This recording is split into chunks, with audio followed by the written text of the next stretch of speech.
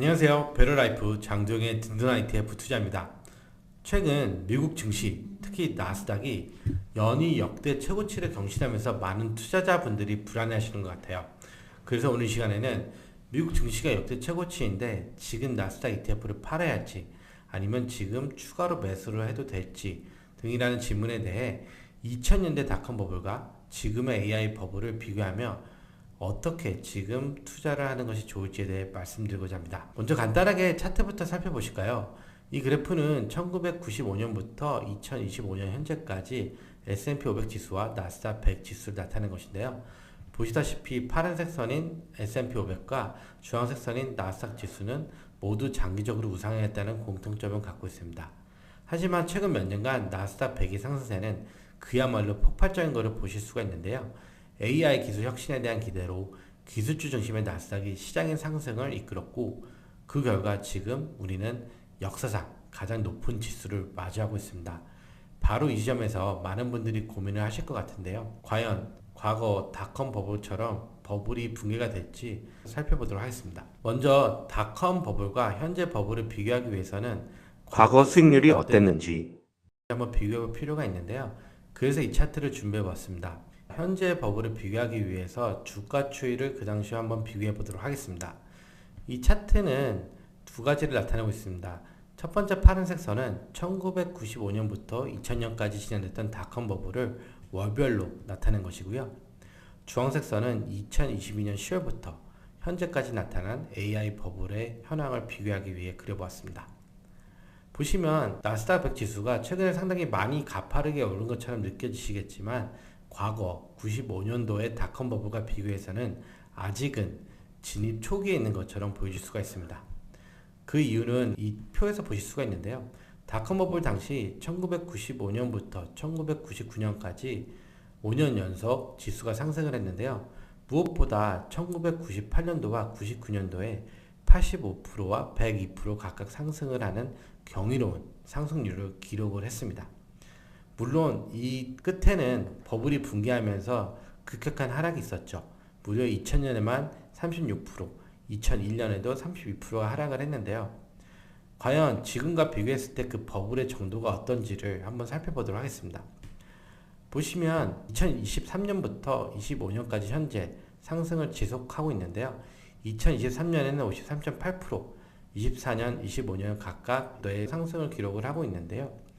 이러한 점을 비교를 해봤을 때는 물론 3년 연속 상승을 했기 때문에 불안해 보일 수 있지만 과거 닷컴 버블과 비교해서는 여전히 그 버블 강도가 상대적으로 낮다고 볼 수 있을 것 같습니다. 이번에는 과거와의 매크로 환경을 비교해 보도록 하겠습니다. 왼쪽 그래프는 나스닥 지수와 미국 중앙은행의 기준금리 추이를 나타내는 차트예요. 닷컴 버블이 정점에 달했던 2000년, 페드는 물가 상승을 잡기 위해 2월부터 금리를 가파르게 인상하기 시작했습니다. 이 시점부터 금리 인상을 시작했는데요. 보시다시피 약 4% 중반에 있던 금리가 2000년 말에는 6% 중반대까지 오른 것을 보실 수가 있습니다. 바로 시장의 돈줄을 쥐었다는 뜻인데요. 결국 이로 인해서 버블이 붕괴가 되면서 나스닥 지수도 급격히 하락한 것을 보실 수가 있습니다. 오른쪽 그래프를 보시면 당시 금리 인상의 이유가 명확히 보이는데요. 당시 물가 지수는 약 2%대 중반에서 3점 후반대까지 올라왔습니다. 이 당시 물가가 올랐던 가장 큰 이유 중에 하나는 유가도 있는데요. 지금과 비교해서는 확실히 환경이 다르다는 점을 아실 수가 있습니다. 시장에서는 추가 금리 인하에 대한 기대감까지 현재는 있는 상황이죠. 즉 닷컴 버블 때처럼 급격한 긴축으로 시장의 유동성을 흡수하며 증시에 충격을 주려고 하는 환경이 아니라는 점이 과거 2000년 버블과는 또 다른 차이일 것 같습니다. 더 근본적인 차이는 기업의 체력에 있을 텐데요. 이번에는 미국 IT 업종의 영업이익률 추이를 한번 살펴보도록 하겠습니다. 닷컴 버블이었던 과거 당시 분기별 영업이익률 추이를 보시면 19년 말부터 지속적으로 하락을 하면서 마이너스까지 기록을 했던 것을 보실 수가 있습니다. 당시 IT 기업들은 실질적인 이익 없이 미래와 꿈이라는 기대감만으로 주가가 올랐고 거품이 꺼지자 이익을 내지 못하는 현실이 드러났다고 볼 수가 있습니다. 하지만 최근 추세는 어떤가요? 훨씬 높은 영업이익률을 유지하고 있을 뿐만 아니라 지속적으로 오히려 우상향하는 모습을 보이고 있습니다. 이것은 단순한 기대감이 아니라 현재의 버블은 제품과 서비스를 통해 돈을 버는 능력에 기반한 상승이라는 강력한 증거가 될 수 있을 것 같습니다. 기업들의 현금 창출 능력을 살펴보는 것도 중요한데요. 이 그래프는 IT 기업들의 설비 투자와 잉여 현금 흐름의 추이를 보여줍니다. 잉여 현금이란 기업들의 영업 현금 흐름에서 설비 투자를 제외한 금액을 나타내는데요. 두 지표 모두 계속해서 상승하고 있는 것을 보실 수가 있고, 특히 최근에 가파르게 상승한 것을 볼 수가 있습니다. 이것이 의미하는 바는 기업들이 AI 데이터 센터 구축 등 미래 성장을 위한 투자를 공격적으로 늘리고 있으면서도 그 투자를 하고도 남는 현금, 잉여 현금 흐름이 충분하다는 의미를 뜻합니다.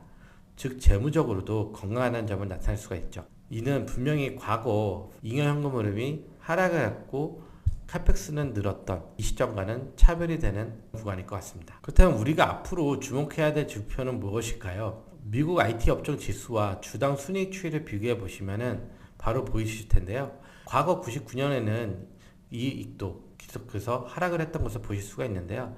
최근에 이익 성장세는 지속적으로 유지가 되면서 주가도 이를 뒷받침하면서 상승하는 것을 보실 수가 있습니다. 따라서 닷컴 버블 시기에는 실적보다 주가가 훨씬 앞서 나가면서 괴리가 발생했지만, 최근의 상승장은 순이익의 증가도 함께 나타나고 있다는 점에서 실적이 뒷받침되는 시장이라고 볼 수 있을 것 같습니다. 이제 다시 처음 질문을 돌아보겠습니다. 역대 최고치, 즉 신고가라는 말 때문에 팔아야 될까요? 사실 신고가라는 말 자체에 공포를 느낄 필요는 없는데요. 이 차트를 보시면 나스닥 지수와 각 신고가 경신된 시점을 선으로 나타낸 것입니다. 나스닥은 지난 30년간 신고가를 무려 628번 경신했는데요. 꾸준히 우상향하는 시장에서 신고가는 하락이 아니라 성장의 과정에서 나타나는 자연스러운 현상이라 볼 수 있을 것 같습니다. 그렇다면 역사적으로 신고가를 경신했을 때 파는 것이 과연 현명한 선택이었을까요? 신고가가 경신 후 1년이 지났을 때 평균 수익률을 살펴보면요, 25.2%로 기록을 했고요. 신고가 경신 후 2년이 지난 시점의 평균 상승률은 44.6%를 기록했습니다. 물론 마이너스 수익률이 난 구간도 존재는 합니다. 보시다시피 신고가 경신 후 1년 동안 마이너스가 났던 구간은 16.8%고요. 2년 동안은 23.2%에 달합니다. 하지만 여전히 10번 중 8번은 신고가 경신 후에도 주가가 더 올랐다는 의미입니다. 데이터는 우리에게 단순히 신고가가 도달했기 때문에 매도하라는 시점이 아니라 오히려 추가 상승을 할 수 있다는 긍정적 신호를 보여주고 있습니다. 오늘 결론을 말씀드리겠습니다. 현재 AI 주도 상승장이 과거 닷컴 버블과 다른 점은 크게 세 가지입니다. 첫 번째는 현재는 급격한 금리 인상이 없는 안정적인 매크로 환경이라는 점. 두 번째는 높은 이익률과 풍부한 현금흐름을 갖춘 기업들의 튼튼한 펀더멘털이 갖춰주고 있다는 점이고요. 마지막으로는 실적 증가가 뒷받침된다는 점에서 명확한 차이가 있습니다.